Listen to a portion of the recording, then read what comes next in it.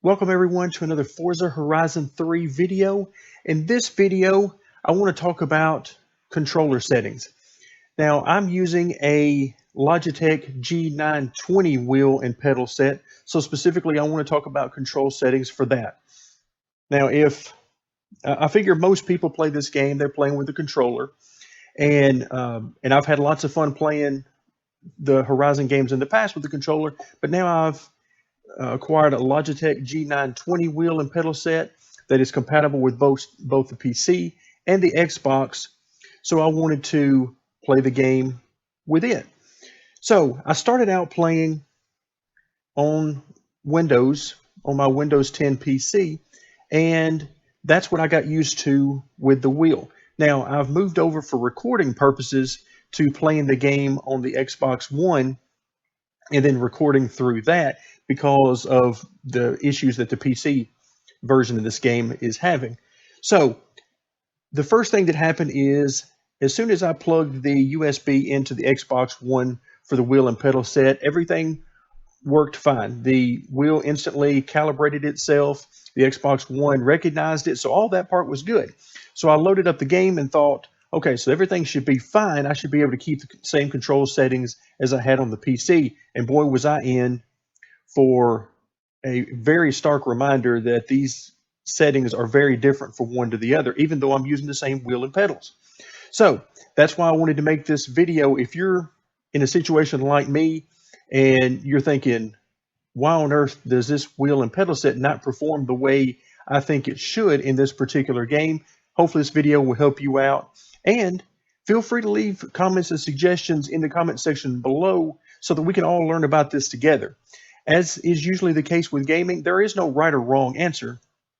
It's simply what feels best for you. And if we all work together, I think we can come to a consensus on some baseline settings that do help for everyone involved, and you can tweak from there to get what's best. So that's what I'm going to do here in this video. I'm going to show you sort of what I've come to prefer so far. And this is in less than a week of testing in this game with this particular wheel and pedal set. So it's entirely likely that I continue to make more suggestions, more changes for how this wheel and pedal set will perform for me going forward. Now let's start off with the basic controls. So in this particular case, I'm using the default layout number 1. Vibration is set to on. I've got the gear up and down. Do I want to reverse that? No, I like to use the left shifter, the left paddle shifter as down and the right paddle shifter is up. So I'm good there. Switch the e-brake into clutch. You see I have turned that on because one of the things I don't like about the pedal set for the G920 is, to me, I have a lot of trouble because there doesn't seem to be enough distance between each of the pedals. I do okay with my right foot being on the gas pedal, but when I try to move between the brake or the clutch, it seems like I end up hitting both of them because they're so close together. Now, I know there's some modifications you can do by moving the face plates on the pedals around some, but I haven't gotten into any of that. So basically, I don't use the clutch pedal right now. It's too much in the way for me, and it's something I haven't gotten used to. So I don't use it. So what I did is I switched the e-brake to be up on the console itself, and I use the A button for that, as you can see on the screen.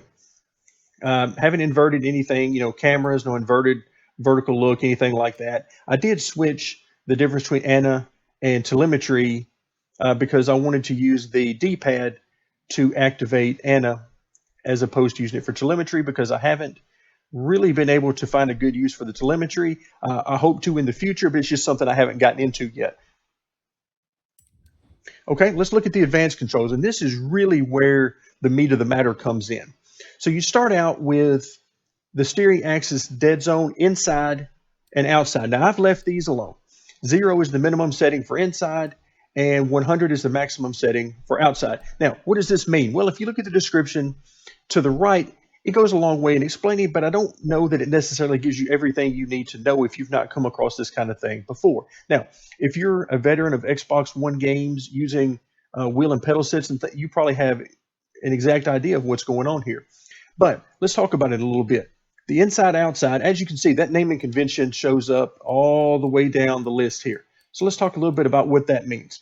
The inside value is the beginning value. Think of that as a beginning value. Now, the easiest way I know to sort of get an idea visually in your head is to use the acceleration. Let's talk about the gas pedal. All right, the acceleration axis dead zone inside. That is the very beginning of the travel of your gas pedal. So think of it when you first depress it just the least little bit, that when it's not depressed at all, that's 0. If you take it all the way down, fully pressed down to the floor, that's 100. Okay, so what using a value of 0 on inside means is that as soon as you touch the pedal and move it down any at all, the game will recognize that as you touching and moving the gas pedal. Okay, traditionally that's what we want. We want the inside value on this to be 0 on every one of these in a perfect world. Okay, the outside value, what does that mean? Well, that's the end of the travel. So when you have the gas pedal all the way down, as far as it'll go, that should be 100. Now, this gives me an opportunity to talk about why mine is not 100. As you can see up here on the steering axis, I use 0 to 100, which would be the full travel of the wheel, all the way left to all the way right, as far as it will go. By default, this is a 900-degree wheel, so that would be 0 to 900. Okay, so, but I've not used that with the acceleration. The reason is the 0 on the inside means that I want this game to, as soon as I touch the throttle any at all, I want it to recognize that and start to apply gas to the car, okay, to accelerate the car forward. However, what I have seen in other titles on the PC with the G920 is that it doesn't necessarily give me the full 0 to 100. It may only give me 0 to pick up like 96, 97, maybe 98 or so, but it doesn't give me all the way to 100. So in this case, what I've done is I've cut it off and I'm showing 90 is actually full throttle, which means that I don't have to get the throttle all the way to the floor for it to register as full throttle. So that's just a little insurance that I've provided myself by backing that number off just a little bit to make sure that I get full throttle when I intend to get full throttle. Now I've chosen to use 90 just for a little bit of margin of error. I could use, something like 95 or 96 and probably be just fine. In fact, in a perfect world, as I've mentioned earlier, you would prefer to be able to use 100 here to be able to use the full travel of the pedal. So the fact that I've backed off a little bit to 90 is just a little bit of margin of error, just because I've seen from other titles that games don't always recognize the full travel of the pedal. And I want to make sure absolutely that I'm getting full throttle when I intend to get full throttle. Okay, deceleration. So the brake right here is one of the sore points for me on this particular wheel and pedal set. I do not like the way they did the brake pedal with the rubber piece in there to really stiffen it up. I don't mind a stiffer brake pedal, but if you're going to do that, let's use a load cell, which they did not do. So as you can see, I've changed up the inside and outside. Okay, so for this particular case on the inside, the reason instead of using 0, I'm using 5. Most people may not even need to do that. In fact, I may not even need to do that. Again, it's just a margin of error thing for me. What I've done is I've used 5 to make sure that it doesn't register any brake pressure at all until I mean for it to. Meaning that if under normal conditions where I mentioned for the gas pedal that it may not give me the full throttle, and that's why I went down to 90, well, it's the same reasoning as to why I went up to 5 on the brake pedal. I want to make sure that under normal conditions, when I'm not pressing the brake pedal at all, that it registers as 0 brake. And for that reason, I've done 5. Now, again, I could use 1, 2, or 3, something like that, and it would probably work just as fine. I've not done, extensive testing on this. It's just a matter of me wanting to make sure.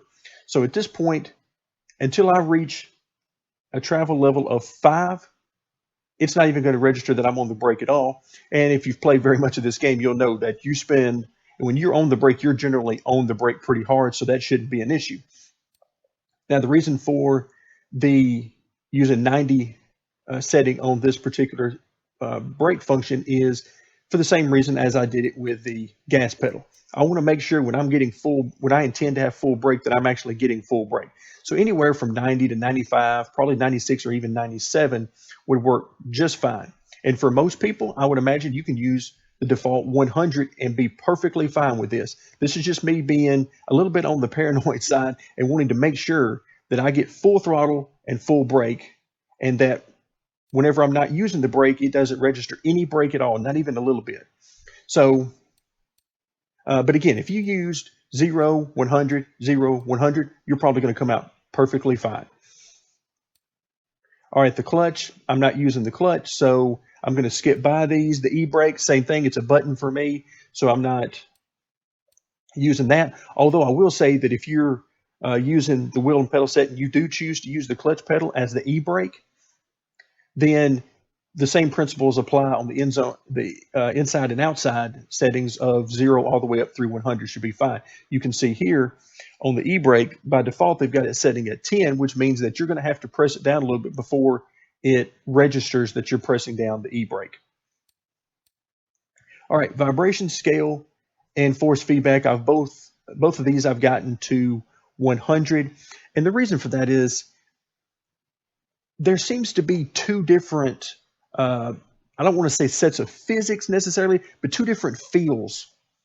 Maybe it's the two different types of tires. Maybe it's something along those lines, but I have a very different feeling when I'm playing this game on asphalt as opposed to when I'm running races on the dirt.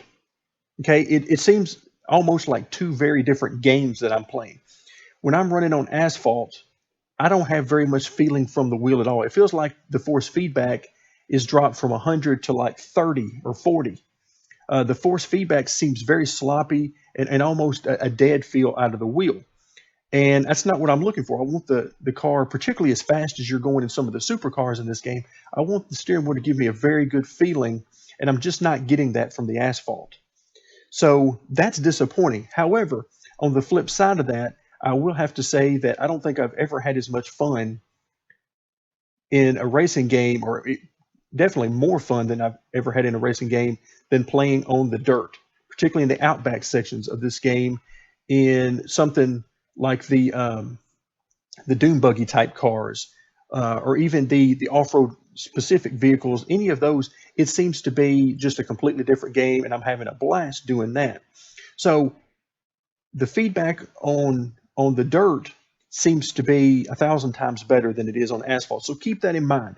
If you're struggling on the asphalt and you're saying that, this wheel just doesn't feel right, I can't get a feeling for the car, go and try out some dirt racing in the outback and see how the car feels to you. See how the force feedback feels to you, because for me it's night and day. So keep that in mind. As far as the scale you want to use, I'm using 100 right now. I've started off on the PC actually using it 70. So I've been anywhere from 70 to 100, and it's really just about how much feedback you want it to be, how strong the feeling is. So there's really no right or wrong here. Just the amount of feedback that you want. I'm using the highest number possible of 100 because I want the asphalt to be as good as it can be, even though I still feel like it's terribly lacking. And again, that's just for me. Everybody's opinion will be different on this. Some people may love the way the cars feel on asphalt, and that's great. I'm glad it does feel that way for you. In fact, I wish it felt that way for me as well. And so, as you can see on the screen, there are no more settings, but if you'll hit down on the D-pad one more time, you can see that we get to wheel rotation angle. That for some reason it doesn't show up on the main menu, but if you'll just keep scrolling down, you'll get to it. Now, in my opinion, this is the most important setting that we're going to look at. And that is because by default, as I mentioned earlier, the G920 from Logitech is a 900-degree wheel. So by default, the game picks it up and shows a setting of 900 degrees here. Well, when I started using that, the wheel just completely felt dead to me.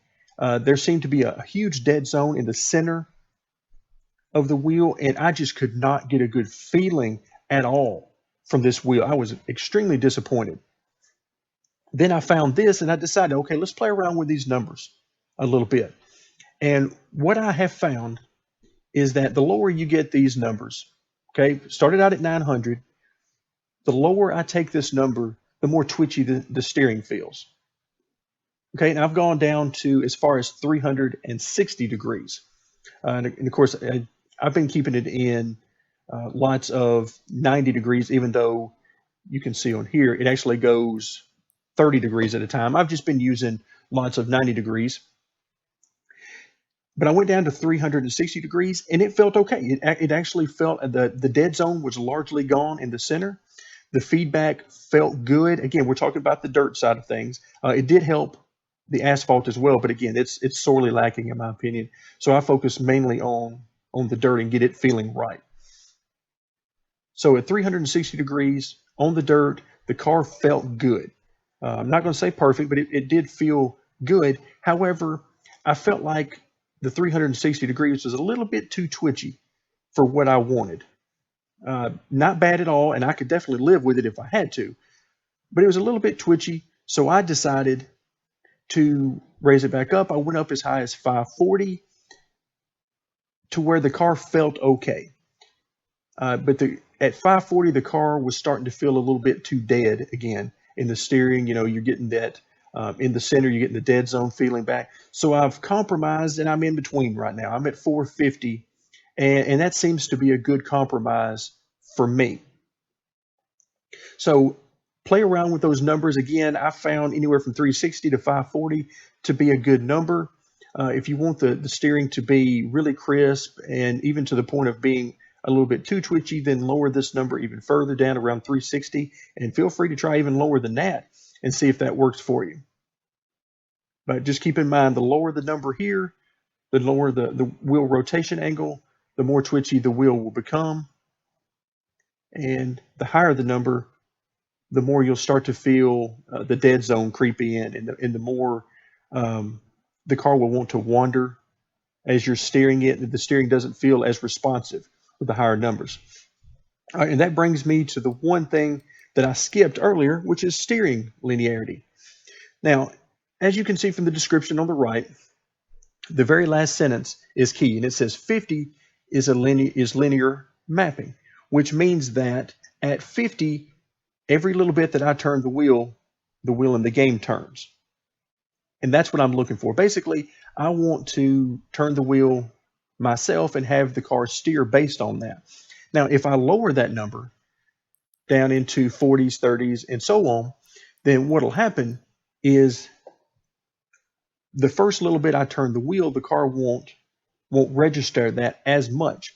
So basically, you're taking some of the feeling out of the wheel by doing that. Meaning that if normally you would make a turn and need to turn the wheel to 45 degrees to make this corner, well, the more you turn this number down, the farther you're going to have to turn. Instead of 45 degrees, you might have to turn 55 or 60 degrees to get through the same corner. So it's simply just the steering is just not as responsive.